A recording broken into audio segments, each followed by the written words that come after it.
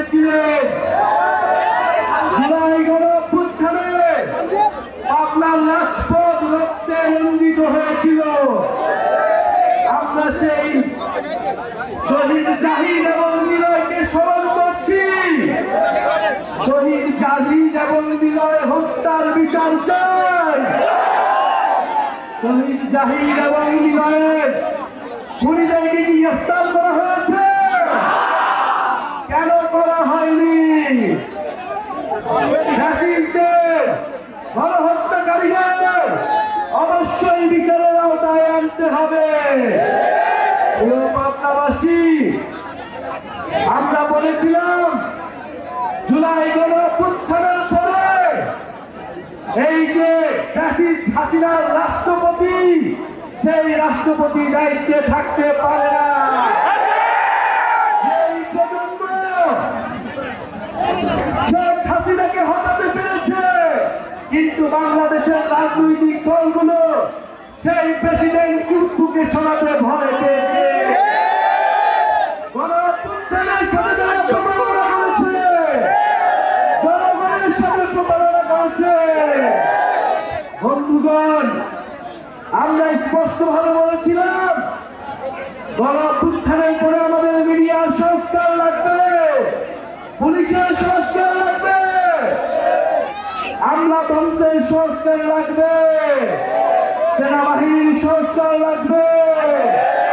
সংস্কারের মধ্য দিয়েই আমরা নতুন দেশ গড়ব। বিচার সংস্কার এবং নতুন সংবিধানই আমাদের অভিমুখ।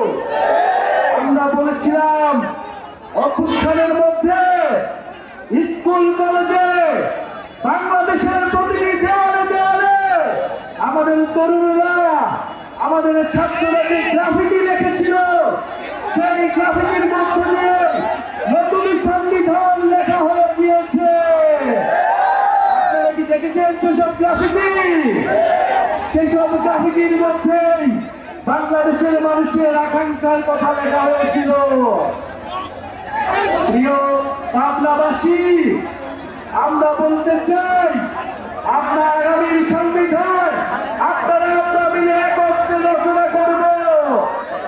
সেই সংবিধানের মধ্য দিয়েই বাংলাদেশ পরিচালিত হবে। আমরা দেখেছি এই পাবনায় আসতে আমাদের কতটা কষ্ট হয়েছে। পাবনার রাস্তাঘাটের বেহাল দশা আমরা দেখেছি।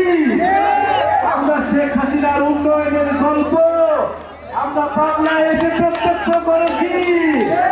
এই পাবনার মানুষ কতটা কষ্ট, কতটা অবহেলার মধ্য দিয়ে জীবন যাপন করছে। জাতীয় নাগরিক পার্টি পাবনা জেলার মানুষের পাশে এসে দাঁড়াবে। এইখানে যারা বৈষম্য বিরোধী আন্দোলন করেছিল, গণঅভ্যুত্থানে অংশ নিয়েছে, জাতীয় নাগরিক কমিটিতে যারা কাজ করেছে এবং যারা এনসিপির জন্য নিরলস কাজ করছে, জাতীয় যুব শক্তি, পাবনার ছাত্র সমাজের যারা রয়েছেন, শ্রমিক উইংয়ের যারা রয়েছেন এবং আজকের এই প্রোগ্রাম বাস্তবায়নে যারা অক্লান্ত পরিশ্রম করেছেন, তাদেরকে জানাই আন্তরিক ধন্যবাদ। এবং যারা এই বৃষ্টির মাঝেও অংশগ্রহণ করেছেন, তাদেরকে আমরা ধন্যবাদ জানাই। ইনশাআল্লাহ আমরা 64টি জেলায় যাচ্ছি। দেশ গড়তে জুলাই পদযাত্রা নতুন বাংলাদেশের আহ্বান নিয়ে যাচ্ছি। আমরা খুব শীঘ্রই পাবনায় আবার ফেরত আসবো। পাবনার মানুষের সাথে বিশাল জনসমাগম করব এবং আমরা 3 আগস্ট শহীদ মিনারে নতুন সংবিধান, বিচার সংস্কারের দাবিতে বাংলার গণমানুষের মুক্তির ইতিহাস জাতির সামনে উপস্থাপনা করব। 3 আগস্টের আহ্বান আপনাদের জানিয়ে যাচ্ছি। ইনশাআল্লাহ।